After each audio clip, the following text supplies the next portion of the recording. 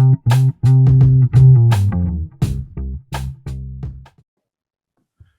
there, you. Long time no see. Okay. Can you hear me okay too? I hear you just fine. Great. How are you? I'm doing all right, thanks. How about Have yourself? you returned your Golden Globes yet, or just reading about this? Oh, really? Oh, people are returning them? Well, I know Tom Cruise has. I haven't followed this. No, I didn't What's either. the I have to beef? read more, but I'm just hearing that they can't. NBC has canceled their next year's broadcast, and I didn't know. It's some things just sort of like sneak up on you from nowhere. Mm-hmm. Um, I haven't followed it yet. yeah. So you speaking to me from your apartment in Park Slope? No, I'm not in Park Slope. I moved. We were I'm just in. blocked. We were just blocks from one another, I think. Where are you now? Yeah, I was. I walked over to your Yeah, I place remember. on some We hot did summer day or something. Ulmer, I think. Huh? Didn't we discuss Ulmer or was it Casablanca? I can't remember. Casablanca. Okay, would have gone Casablanca. What Okay. was the other book? Oh, I did this critical biography of Edgar G. Ulmer years ago, Oh, sure. Oh, I did. 2014. I couldn't remember whether we spoke about that one too. I'm just trying to think if what year it was then. What year did you Casablanca was 2017. Oh, okay, so more Ulmer was recently. 2014. I can't believe it's that recent. It feels like a really long time for some reason. I usually have the opposite response, but it feels like way too long since I've seen you or Yeah. we've, So, and which neighborhood, where are you now? well, I'm not even in Brooklyn. I'm not even in New York City. I am in the Hudson Valley. Nice. A lot of, yeah, you and a lot of folks. I know. This Wait, was the okay, one we that talked was about the one. last. Okay. And now, And have you uprooted for the Hudson? Is this like a permanent? yeah. And then Now I this. know we can finish our the conversation. Yeah, because I had been burnt out for a while, and I think that I was in the plan was to wait out another year or two till my son graduated high school, and he's still finishing there, but his mom will be still in Brooklyn or in the city anyway. But my plan was to wait it out. But I a number of things just happened alongside with the pandemic, and I felt I was in a major personal rut, and I didn't own property anymore, and there was no reason to to stay. I didn't feel like but I needed to stay nearby. And you can get, where are you? Are you in Hudson proper or where are you? No, I'm near Bard, just Oh, okay. shorthand, so So, you know where that is, right? yeah, sure. You in Tivoli or Red Hook or one of Right those? by there, exactly. I'm just like my post office is Tivoli, but I'm just right on the northern border of Red Hook. So it's great. It's beautiful. Yeah, very pretty. We have Yeah. friends in Milan, which is very close by. Okay. Yeah. Yeah, it's like loves this area. It's really and I've gotten involved a little bit with the scene up here. I have one leg in the they're trying to save these art houses up here, and they're doing a big Right. outdoor series this summer, which I'm going to be helping with. Yeah, I like the one. There's one in Rhinebeck that's nice. Yeah, A nice that's the one. replica. Yeah. Yeah, those are the guys, and they have new guys running it, and who I know, at least one of the two guys I know, and Yeah. so I was able to make inroads. When I got here last year, about a year ago, it was like the first thing on my mind, because I've been coming to the Woodstock Film Festival and going into those theaters. They're nothing. I mean, no offense, but they're not like beautiful or gem, Right, but they right, just right. but what they're doing is important, and those need to be saved. And it's a rare case of like uh I wouldn't call the area rural, but I would call it, certainly non not urban or suburban, this area. So, and for them to have art houses that are 50 years old is pretty special, pretty Yeah. unusual, Yeah. right? I mean, independent movie theaters is one thing, but they even in most of the places have to show Hollywood movies. Right. But these places have been committed to art house, and that it kind of reflects on the community around here, and it's why I chose to move up here, because there's a lot of arts, and I'm familiar with it. I have friends up here, so it just made sense to. We'll Yeah, see what happens down the line. We'll it's see what great to happens. have Bard so close by. There's lots of good stuff. I mean, when you're not in a pandemic, there's lots of good stuff going Right. on here. Yeah. Exactly. No, I know. I'm excited to be in the area. I think it's going to be once things start That's great. That's really truly great. opening up. I think and I look forward to if you make the trip up here, we can run into Yeah, each other on thank you. purpose. I asked about Hudson because I think Hudson, a lot of New York City transplants ended up in Oh Hudson. yeah, yeah, yeah, yeah. A lot of It's artists, a lot of yeah, and also Hudson is like that, and I mean Kingston, which is right across the river, is really yeah. blowing up in a way. Yeah. There's a New York scene. Oh, and then I have a woman been seeing who's down in Beacon. I mean, forget it, and Cold Spring. I mean, those Oh, areas. oh yeah, It's like Brooklyn, yeah, you know, light or something. I don't yeah, know. yeah, yeah, yeah, yeah. Well, in Beacon, don't you have that? Yeah. Isn't there the Dia? Yes. Yeah, yeah, yeah, yeah. Yes. Yeah. So, yeah. So I'm getting into this new. It's usually I'm not, I'm in my 50s and I have like a reinvention a little bit going on because I've always been in New York, but now I kind of can feel like I can explore myself in a new way. Sure, sure. Nothing like exploring myself. There you go. I don't even need you on here. I could just Yeah, it's talk to fine. myself. I'll just serve as your Second your banana. interlocutor. Yeah. Um, that's great. That's great. There are some good changes that have come about during these otherwise horrific times. So I'm glad to hear it. Yeah. Thank you. Thank you. And I'm glad to see you've been busy on such a great project. Noah, it's Thank you. and I was thinking about it, and I was thinking, oh, there's a through line here, especially. I mean, I don't know Ulmer's story, but I assume he was an immigrant He was. director. From Yeah, in Was he fact, from Eastern Europe or he co-directed People on Sunday, one of Billy Wilder's first credits ah? as a screenwriter. Yeah, Was he right? And he and Mac and Ulmer were the two credited directors on that picture. was he from Germany No, or he like Austria, very much like Wilder. He Hungary? yeah, Austro-Hungary. So from the provinces, but like Wilder and Zinnemann and Right. Preminger and all of them, they Peter all Lorre, there were actors in well, they there all too. declared themselves to be Viennese, but they were Yeah. all from the provinces. In fact, Laurie was yeah, from a small town in Hungary. Omer was from a town in Moravia, so what's today the Czech Republic, called Olmütz, and Wilder, was from this little backwater shtetl in Galicia called Sucha, which is about roughly 30 miles southwest of Krakow. Well, I did have to single it out. You bring up in your forward and maybe elsewhere of this new book, Billy Wilder on Assignment, uh, that Ed Seekoff, the author of Yeah, perhaps the the you know definitive Wilder biography. Yeah, definitive Billy Wilder. I had Ed on my show a number of years ago. After I read it, I said it wasn't a new book, but I yeah, just thought I gotta talk because yeah, while I was watching them reading it, reading all those his book, I was rewatching or watching for the first time in a few cases all those Wilder films. yeah, yeah. That's a great book. It's a really great book. And very helpful. So one of the two outstanding commitments that I've made. One, I'm going to finish up this book on Some Like It Hot, but the other, I'm going to do a short interpretive biography of Wilder, and it'll be very different from what Ed Sickoff does in his kind of doorstop of a Expansive, yeah. sprawling back. This, it's for the Yale Jewish Live series, so it'll probably be about the same size as this little book here. It'll be about 200 pages. They say And, slender. They don't say yes, yeah, little. they do say slender. Yeah, And so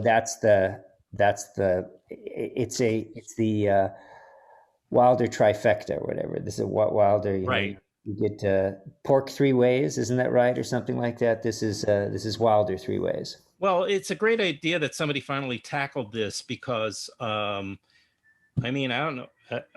It's the subtitles "Dispatches from Weimar Berlin and Interwar Vienna," and it's such a perfect thing for any real cinephile or Wilder fan because this is such an influential chapter. It's such a transitional chapter Mhm. for Wilder, as he is transitioning from being sort of a, like you say, a provincial. Well, Mhm. he was kind of urbane though, right? But he Well, was, he born in the provinces. His family quickly migrated to pretty much as fast as they could. They got to Vienna via yeah. Krakow. Um, but you know, and his trajectory from Europe to the States is, it's an incredible story, and it's just really fueled by ambition. Hmm. And you know, these, it had nothing, I don't think it really had a lot to do with the rise of the Nazis, even though that was happening.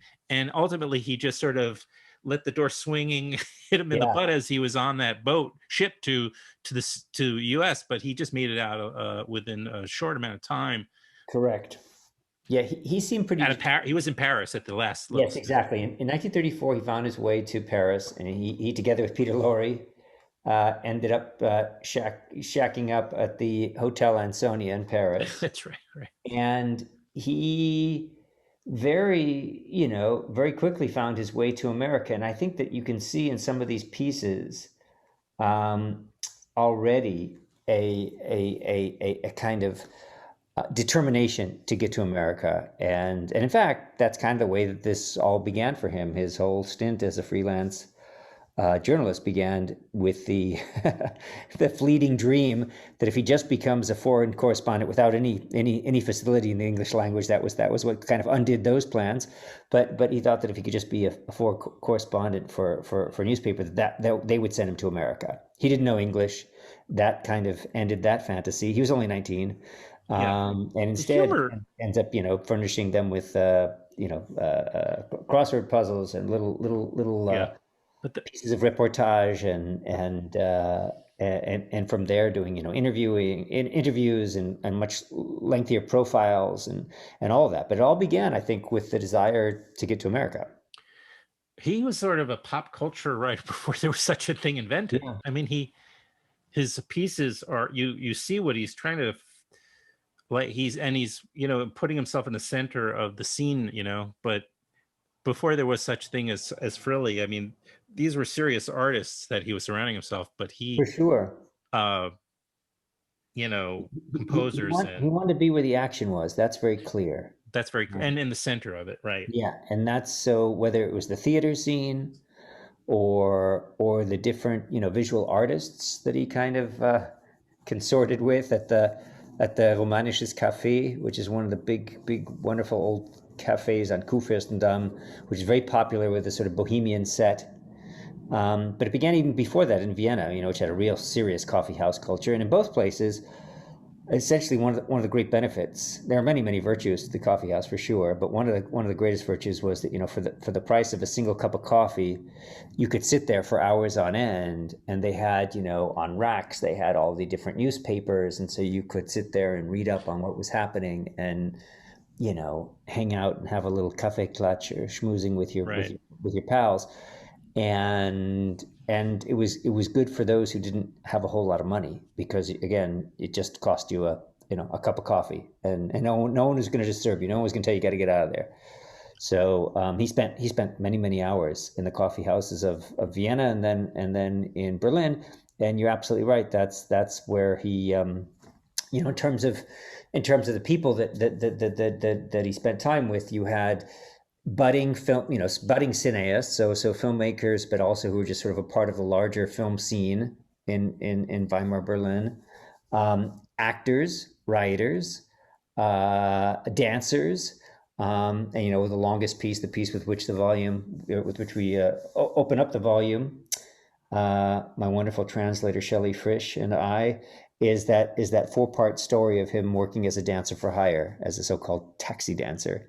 But yeah, so he was, hanging out with dancers, but also with a lot of young people who were just kind of getting by. The German term for it, they call them Lebenskünstler. These are people who are it's a sort of art of living, meaning that, you're eking out a salary, maybe doing some freelance pieces, and maybe you're getting a free meal if you're lucky with a friend who happens to have maybe done well at the card table the night before, or somebody who picked up a commission.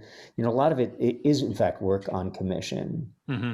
And that's why, in fact, the very title of the book, Billy Wilder on Assignment, that seemed to make the most sense for us because a lot of these things were just pieces. People have asked about this, these pieces that he pitched or these pieces that he was, asked to write. And I think it's some sort of a combination. Right. Well, he was always wheeling and dealing, and through his ambition, he was really a natural. I mean, I mean, you could see it in his writing how clever he is. So, I mean, you could just imagine how that worked as he tried to manipulate and navigate his way through gigs. That he was just very good at creating circumstances and opportunities. He wasn't waiting around for them just to fall into his lap. No, I mean, today, obviously, this is not a term that would have been used back then. I wouldn't even know what its equivalent would be, and there may not be one in German. But we speak of the gig economy, right? And he Yeah. was gigging. I mean, there were a bunch of Right. people Yep. gigging. Musicians, they were gigging, dancers, actors. Well, yeah, I mean, that was a period of struggle, right? Hence the rise of the Nazis. I mean, Yeah, yeah, yeah. that there a lot of people were struggling financially. It was not right. I mean, Absolutely. No, you had the stock Nazi, market crash in the first part of the 20s, around 23, 24. Then you have so this runaway inflation. Germany is struggling and trying to pay the reparation, big price tag of the Versailles Treaty, the reparations that were very, very difficult, big strain, economic strain on Weimar, Germany. And as for the young people, it was certainly an exciting period, but there were a lot of people, including Wilder himself, and he writes about it as a journalist, who didn't have much more than the clothes that were on their backs, right. didn't know where they were going to get their next meal. And so it was definitely, and it's kind of, I like reading these early pieces by young Billy, and he spelled it at that point in time. Just Billie. Yeah. exactly. But young Billy, because it's good to know that he wasn't always, the writer director with 6 Oscars to his credit and a swimming pool in his backyard in Beverly Hills. He was also once a little pisher. He didn't have a pot to piss in, um, and was struggling. But you're right. I mean, what you said about the ambition, because you see the ambition. It's not obnoxious ambition, but you can tell this is somebody who wants bigger and better things, Yeah. and is gonna get them, and is gonna kind of talk his way into places that will, allow him to kind of make that next step. I'm a big fan of Bud Schulberg's novel What Makes Sammy Run, and there is a certain kind of Sammy Glick to young Billy as well, where he's and in fact, I often link the Schulberg character to Sidney Falco from Sweet Smell of Success, Tony Curtis's character, and I think in both instances you can see certain affinities with young Billy, the journalist slash press agent. Maybe not Well, quite. you're bringing up a seminal film that Billy Wilder didn't No, he didn't. write or No. direct. He had the good sense to cast Tony Curtis a bit later in Some Like It Hot. Yeah, I remember that one. Yeah, but Sweet Smell of Success is a great movie, and Sidney Falco is a kind of archetype in a way, and I think it Right. is a bit of Sammy Glick character. I mean, Sammy Glick, he's sort of climbing the rungs of the ladder in Hollywood, and Sidney Falco, he's doing his best to get a break in the fast lane of New York City in the 1950s. So it's Yeah. there's sort of different moments in time and different locations. And in Billy's case, young Billy, it's interwar Vienna and Weimar Berlin. I mean, he leaves Vienna with the Paul Whiteman Orchestra in the summer of 26. So that's the moment he gets a chance. And I don't think that it was necessarily that Vienna was too small for him, but he knew that, again, to follow the action was in Berlin. And so he follows the Whiteman Orchestra.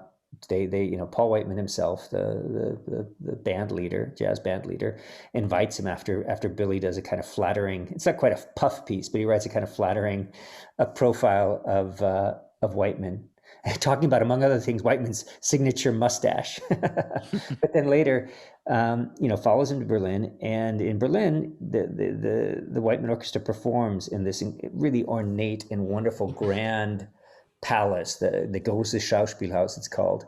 And Billy writes again this really, really laudatory review, noting, among other things, the extraordinary rendition of Rhapsody in Blue, and how the audience just keeps giving more and more. And a normally sort of standoffish Berliner audience, you could think sort of that also that New York and Berlin have quite a few affinities, but one of them I think is this, they're not known for being, either of them, for being, especially effusive and generous with their their praise. And there they are giving these standing ovations. And from that point onward, from around summer of 26, he ends up in Berlin until Hitler's rise to power in January of 33, and leaves soon after. He leaves I think almost exactly after the burning of the Reichstag, if I'm not mistaken. So just about a month or so after Hitler has seized power. So what is it, knowing your 3 books here, your 3 volume, what is it, about the immigrant story? Yeah.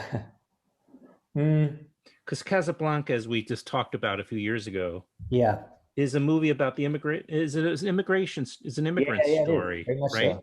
Yeah, I mean, it's cast. It's a refugee story. It's a refugee story too. Yeah. But it's look at all the people that are in the movie are immigrants. Yeah. Actors. Oh, and in fact, were themselves refugees until they landed in Southern California. And still, actually, many of them didn't yet even have, they hadn't yet naturalized. They were kind of stateless at that point. Yeah, I think it's funny. I'm drawn to that story. There's no question about it. And I'm drawn in particular, I think, we were talking moments ago about, kind of reinvention, and how at different moments in one's life, one kind of needs to reinvent oneself. And I think for me, it's particularly fascinating to see how these writers, artists, actors, directors, cinematographers, how they go about that. And it's so difficult. I mean, I think, for instance, so if I could give you an example that concerns young Billy Wilder. So in the summer of 1929, with less than $5,000 as their budget, money that actually, in fact, Edgar Ulmer, the subject of the previous biography of mine, that he'd brought, because he'd already been working at Fox, and then he was working in the art department at Universal. At Fox, he was, together with Rochus Gliese, he'd served as a designer on Murnau's American debut, Sunrise, so in 27.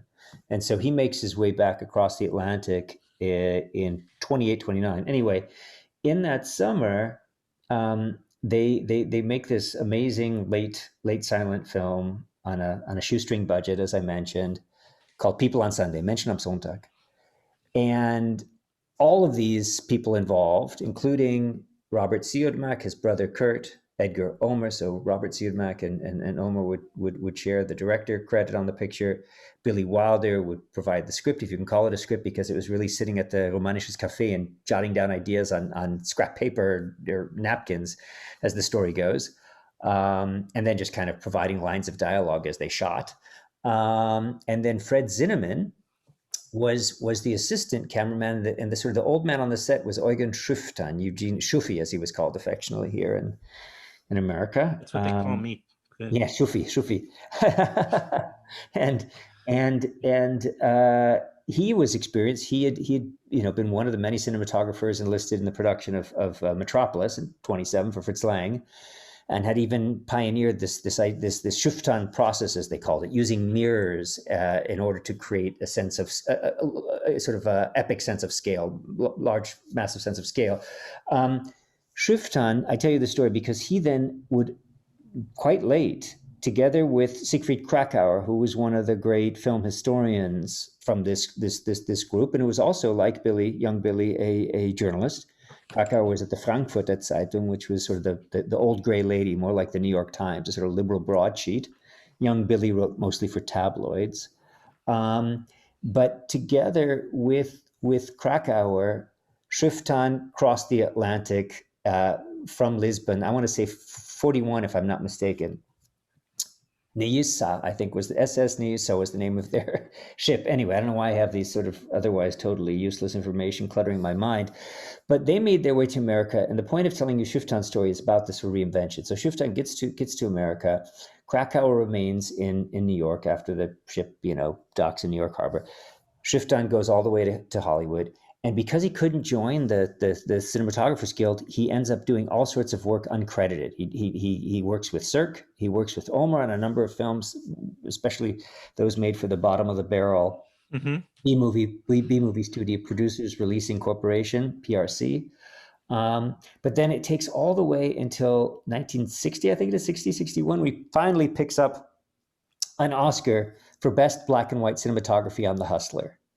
Now, the point of that story is that, here you have somebody who begins in Weimar, Berlin, working with Lang, working with then Wilder and Zinnemann and Ulmer and Siegedmuck, gets to America, can't even pick up, officially get credit for the work that he's doing, has to work in uncredited capacity, but then finally, goes on and achieves redemption. That was not, by the way, the case for Ulmer's story. Is another story, much more tragic in the sense that he had all of this talent, and yet just somehow, and in fact, there's that wonderful collection of interviews with Douglas Sirk, the Cirque on Cirque, it's called. Faber and Faber did these little collection. Herzog on Herzog, Cirque on Cirque. Anyway, where Cirque says that once you've shown yourself as somebody who has a real capacity and real talent for making B movies, you are forever consigned to that role. That just you can't break out of it. And that was the sort of fate that was handed down to Ulmer. But Wilder was obviously a different story, and I think you can see in these early pieces of his journalism that certainly that the sheer ambition, but also that mordant wit that we recognize in so many of his later films, that playfulness, the mischief, all of that. And in the case of Wilder, obviously, I mentioned Shuftan, who late in life managed to earn some recognition on The Hustler, which is a good title for actually all of these guys, because they were really hustling. Well, I mean, it was their best. Hustle or starve. Yeah. Exactly. Right? Or perish, or whatever. Absolutely, hustle or perish. And Wilder, obviously, of all of them, I mean, Zinnemann had a very, very distinguished career for sure. But Wilder really seemed to have a unique ability to speak to a mass audience and to achieve right. Well, he thought the big critical as well as commercial success. Yeah, he got the big concept. Yeah. Like his stories, his movies were events. They were often, not always, but he just he's operating on a different wavelength, clearly. Yeah, and commercially speaking. Yeah, and I think that some of that has to do with the fact that he was such a talented writer, and that's why these early pieces of journalism are really important, to see that talent, that seeming innate talent, that seemingly perfect match for him as a writer. And he was, it's funny, I say perfect match as a writer. He says the epitaph on his tombstone is, I'm a writer, but nobody's perfect. Is that on his, taking that the famous line, of course, from Some Like It Hot. But he began as a writer, and he remained a writer his whole life. And I think that was one of the key factors in this. The other is that when he got to America, from the very beginning, he always partnered with either native born, or in the case of IAL Diamond, Is Diamond, American raised. Is Diamond came from Romania, but came as a young boy, so didn't have any trace of the accent. Sure. And had much greater facility with the English language.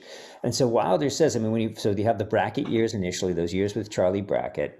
And in fact, Brackett was from Saratoga Springs, New York, son of a Republican New York senator. He was part of he went to Williams College, was part of this Algonquin circle, was a theater critic at the New Yorker. And he said about Brackett, he said, Brackett gave me English and I gave him comedy, basically. And so that was sort of the exchange there. And there were certain movies that were too dark for Brackett, with Double Indemnity. Chandler comes in and serves as his writing partner, Raymond Chandler. Um, but Brackett, those years were important. They were important in the sense too that those were the years when he made that transition from being just a writer, and in italics, just a writer, and to being a director. And so it's during those early years that the Brackett and Wilder worked on a couple of Lubitsch films, and Lubitsch was forever Wilder's great mentor and even thought of him as something of a god. But they worked on Bluebeard's Eighth Wife and then on Ninochka. And then Hawks, they worked with Hawks on Ball of Fire, with Barbara Stanwyck. Unbelievable stuff. Just the Yeah, best yeah. of the best, you know, screwball comedies. I mean, they were Hmm. just, yeah, it's exceedingly fun to read about that time Yeah, for sure. And as the well and as, screwball comedy is such great, yeah, a great, just a great period and a great cycle of movies or genre, if you want to call it that. But yeah, yeah, and those are those are some of the great ones. And Wilder's debut as a director is in fact a screwball. It's instead of Barbara Stanwyck, he has Ginger Rogers, but it's the major and the minor. And which is spectacular. I yeah, mean, yeah. it's just a spectacular. I mean, it's so taboo today. Oh You yeah. couldn't make that film today. You just Not couldn't a do it. chance. Not a chance. No way. And ironically, It's this at the is very during core of what you absolutely cannot get away with anymore. yeah, no, ironically, this is during the full enforcement of the production code. And so they could But pull it that off wasn't then. taboo, amazingly enough. Yeah, yeah, yeah, yeah. The conceit being that Ginger Rogers, in order to get free passage on a train, No, she needs a children's rate. She doesn't have money for she adult fare. doesn't have the She needs a child's full. fare to get back to Iowa. She doesn't have all the money, So so she needs a she reduced pretends fare. to be a minor, and she meets Ray Milland, right? No, it's not Milan. It's Oh, I'm screwing it up. Who is it? oh God, who is it? Right, It's not Milan. but It's it's from the Lost Weekend, right? It's the same actor. oh, well, that is Milan. There was some Is Milan it? in here too. I can't remember now. And I am so. Well, call her. You're Please probably call right, in. Adam. I should Please know call this. in. But anyway, and he falls in love with knowing it's like it's in a way it's closest to, not to get too far afield because we're talking about Billy Wilder, Yeah, pre-America, pre-US, but that movie in some ways is closer to Some Like It Hot because, well, besides the train travel, there's also disguising yourself and then right. somebody falling in love. you know Nobody's perfect, Yeah, right. but it's like, it's something's not right, but I'm still falling in love with this Yeah. young. Why am I having these feelings for? I shouldn't have these feelings for this underage girl. Of course, she's a grown woman.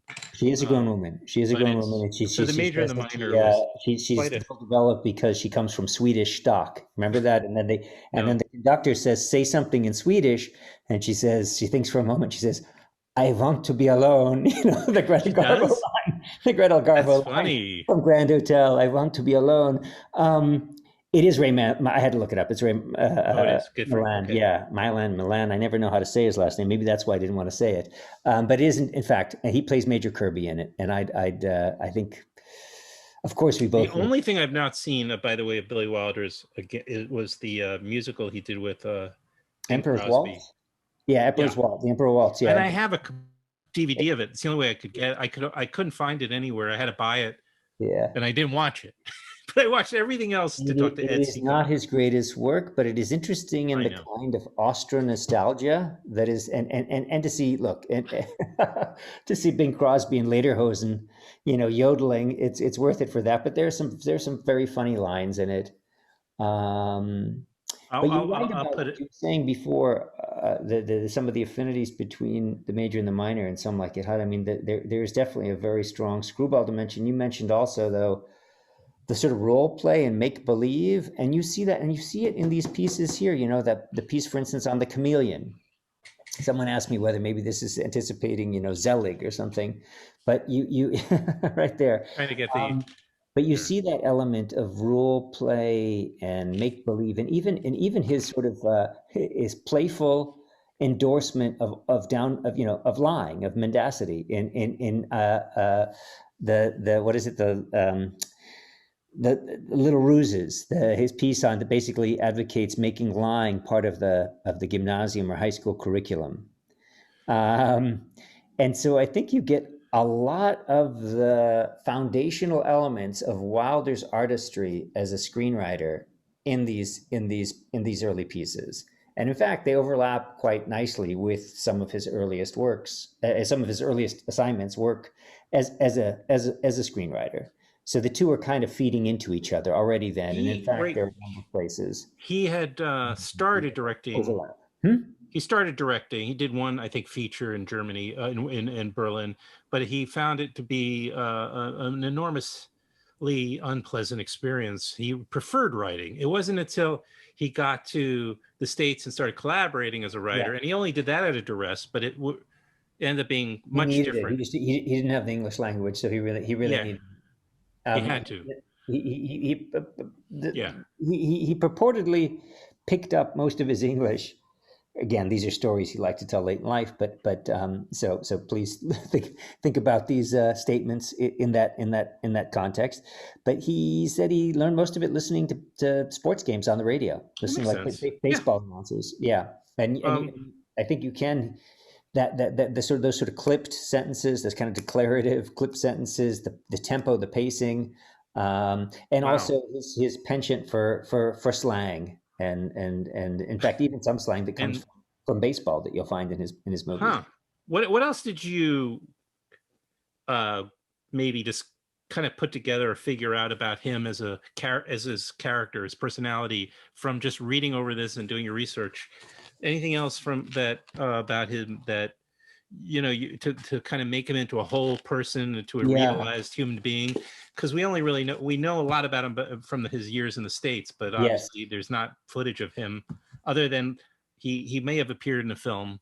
Well, yes, you have the cameo. So Right. there's a photo I include in the editor's introduction.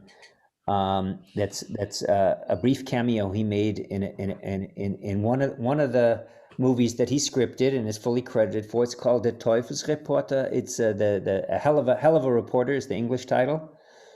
Sometimes it's translated as Devil's Reporter. I like hell of a reporter better. And it was for Ernst Lemle, who was Carl Lemle. Carl At Emily's Universal, nephew. it was his nephew. Yeah. And there is a photograph, just a production photo of Wilder in trench coat and snap brim hat, kind of asserting himself. It's his Hitchcock's cameo, if you like, but he didn't direct this. Um, and he's looking all the part. He's looking the part of the reporter, which is what in fact he was doing off screen anyway. So it makes complete sense. And that is a story about a reporter. It's played by an American actor named Eddie Polo, whose name sounds like it must have been a Short, pseudonym, but I don't know. shortened name or something. Eddie Polo just sounds, I don't know. Maybe he was born given that name at birth. I'm not sure. But it is one of the early credited screenplays because he did quite a bit of ghostwriting as well, and so received, as any ghostwriter will tell you, received almost no credit for that. So apart from maybe a certain fee that was agreed upon, in certain cases not even that fee. Anyway, this is one of the early productions for which he received a proper credit. And it's quite it's a great film. You mentioned he directed also in Paris. He co-directed a kind of proto noir called Mauvaise Graine, I think is the Oh yeah. title. And I don't know what the English release title was. I'm not even sure it was ever released. It was 34 in Paris. I'm not sure it was released internationally. But then it was in the States, and that's because he wanted have greater creative control. He didn't like what was happening to the work that he was doing, and wanted to be able to make sure that he could maintain control over his words. But it wasn't in his. I know it was not in his preference. It was not his preference to become a director. It wasn't like.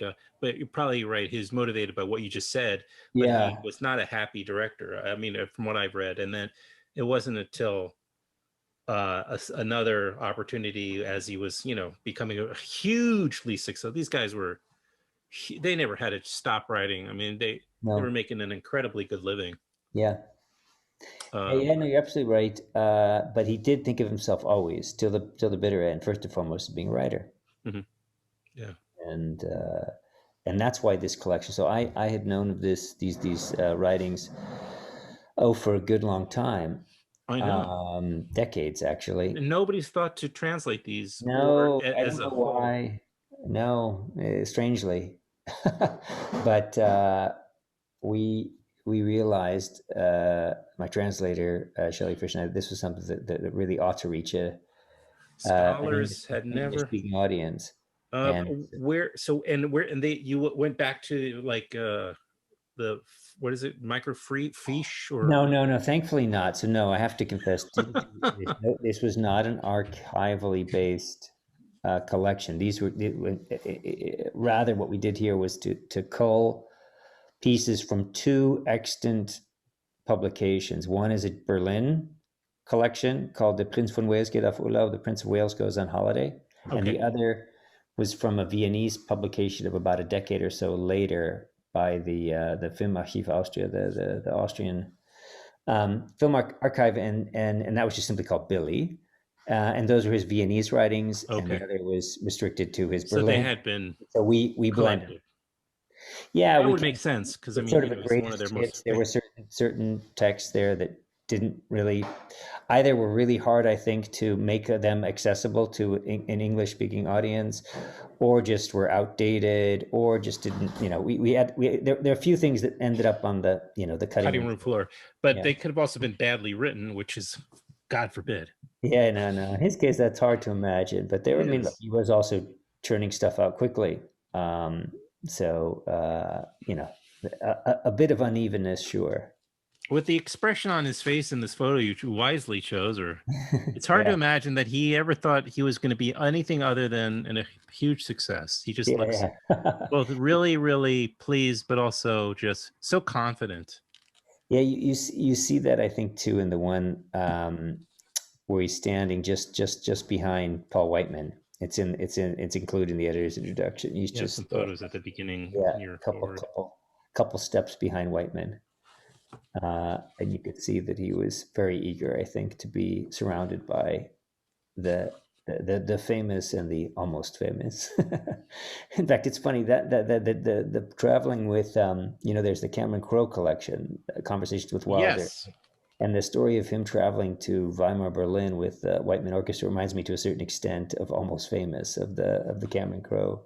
Oh, as a Something like young that name. journalist for Rolling Yeah, Stone, and exactly. how he traveled with Yeah, writing for Cream, I think it was, for oh Cream or Cream. Rolling Stone, and yeah, and also young, very very young, writer who somehow ends up earning the respect of, well, the different musicians, as well as Lester Bangs, I think it is. Isn't that right? Doesn't he end up having a relationship, I think, with him too?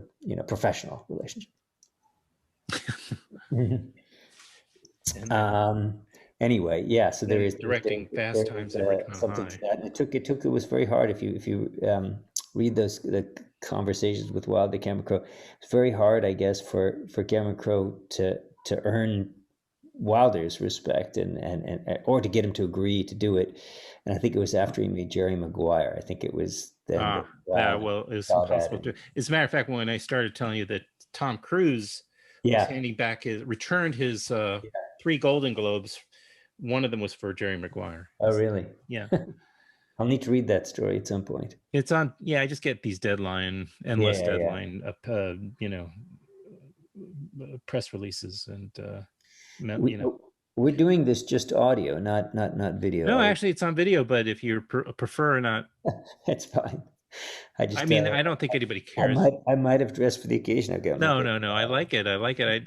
Well, I wouldn't worry, but I don't I don't push that hard. I try to remember to kind of say, but because the YouTube thing has been very nice to have um as an addition, like an additional.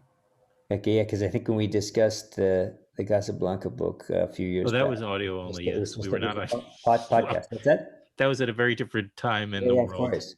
Yeah. Oh, yeah. Um, Yeah. but Absolutely. I've I don't think enjoyed. I don't think I washed my hands at all that year. Right. I coughed on as many people. Yeah, I would go out of my yeah, way to cough on people yeah, back then. yeah. Are you? I assume you're vaccinated, and I you're, am. I am. as am I. I've been fully vaccinated now for about a month. It's Okay, good. We were able to get in there pretty early. that's great. Yeah, it is great. It's a proverbial game changer. It's you do feel a lot different in the world knowing that I'm. if you do catch this scourge of a virus, you may actually survive it. Um. Or the chances are Yeah. No. you Tomorrow will will be my survive it.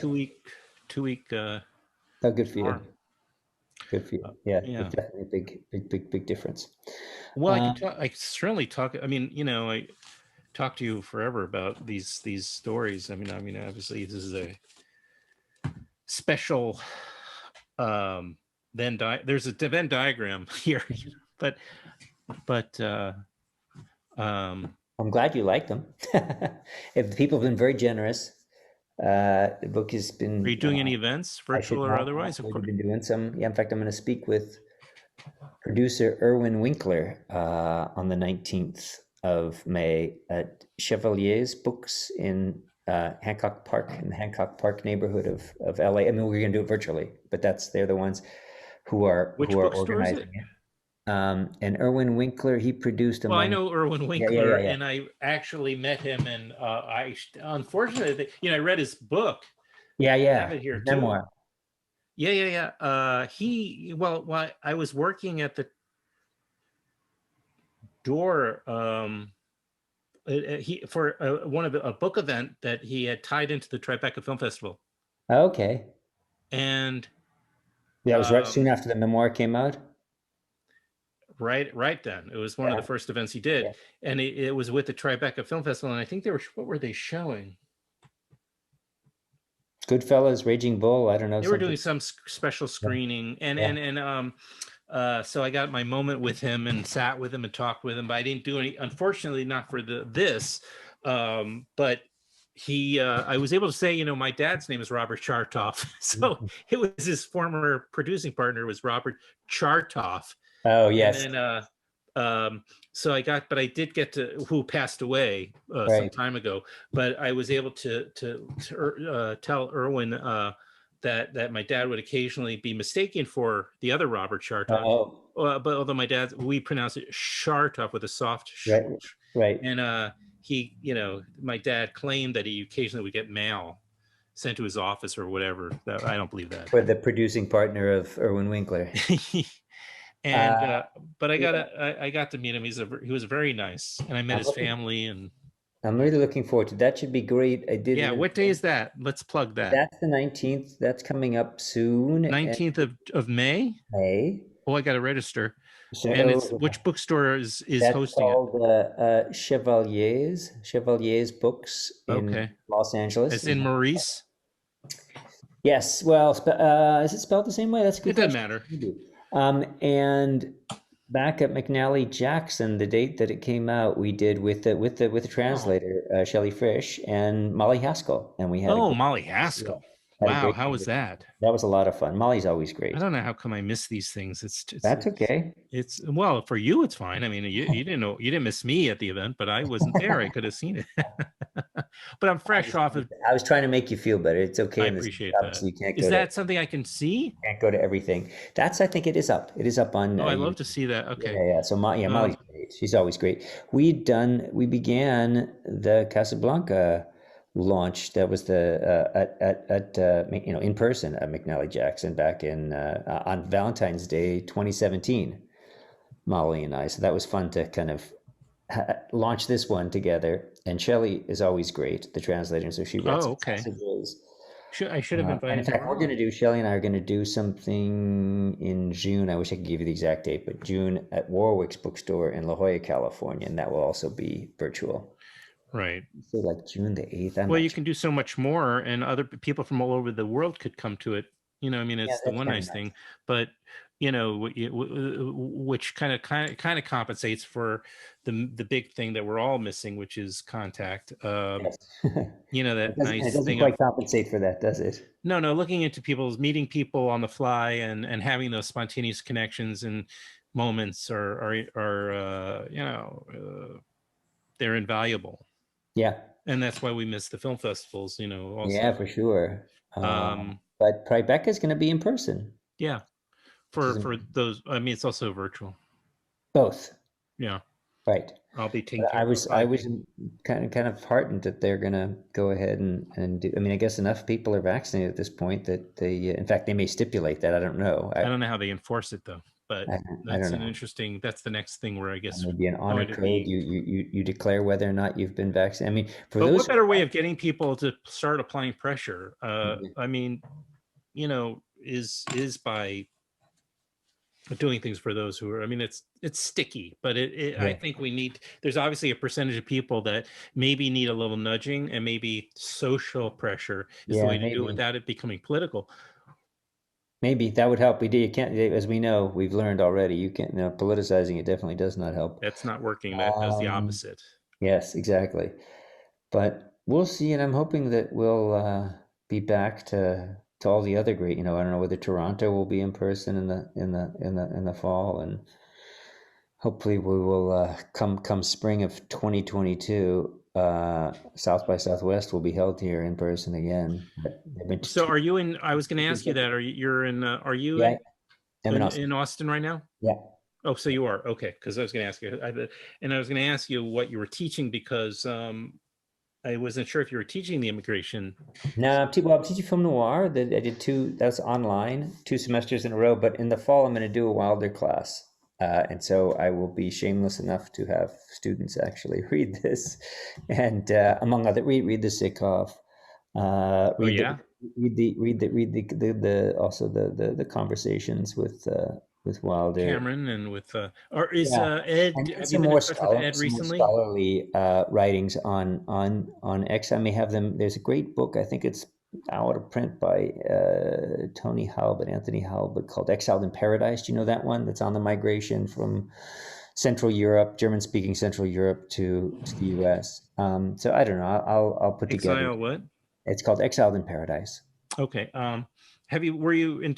I know you quoted from Ed, but it sounds like you Yeah. might have spoken to him or at least I have, exchanged. and I have. We went to Cafe Lou, which no longer exists. Oh, so Yeah. he's still kind of We did. This is plateaued. well, a few years ago. A few years ago. So I But don't I'm know. wondering if he's plateaued. Like, you know, I'm what hoping. can happen with Parkinson. He's has Yeah. Parkinson's, Yeah. and I saw him out on the street a couple of times, and he was with maybe his trainer or he has an assistant some of the Right. time to help him, somebody to assist him, an aide or something. Right. As I mean, it's fairly. It didn't look. I don't know how much it's advanced. Yeah. I'd like to get back in touch with him. He's terrific, and Yeah, that biography is unparalleled. And he's a funny guy too. Very, very, very witty. and Um, his final. I mean, just his finally meeting. He in fact they re-released in a new edition of his book because after he finished writing it, had lunch with Wilder and his yeah. wife, Wilder's wife, Yeah. which was worthy of a book in and of itself. It was just unbelievable, and so he added an afterword, I Yeah. guess. Exactly. You have an epilogue in the new edition. Yeah, That's done by University Press. I think it's maybe Minnesota, if I'm not mistaken.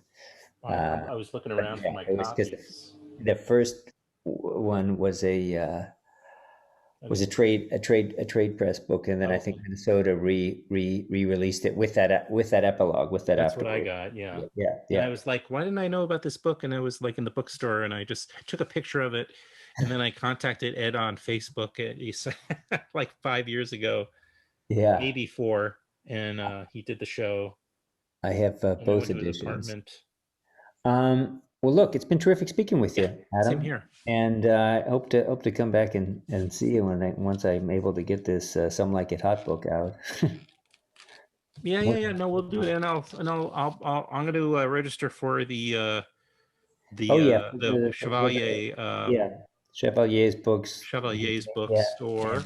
And so May that would be 19th. fun to watch that. And yeah, no, well, and I'm going to be in Brooklyn. My son will be there after the school. He's in Los Angeles with his mother right now, but when the school year ends, they'll be back in New York, and I'll be making many trips all the That's time. good. So maybe we'll grab a That'll be coffee. nice.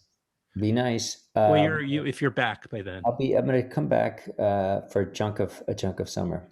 Okay. It would be good to cross paths. That's for sure. Just let me know and Okay. be well, be healthy. Glad to know that you're two shots in now. So that's great. And 2 weeks out of since the second one. So I think you're fully cooked. Thank you. That's I think that's the term that that Fauci uses. I'm not sure. Anyway, take good care and You too. great chatting with you. All right, links coming your way soon as I Okay, post. sounds good. I'll send it on out.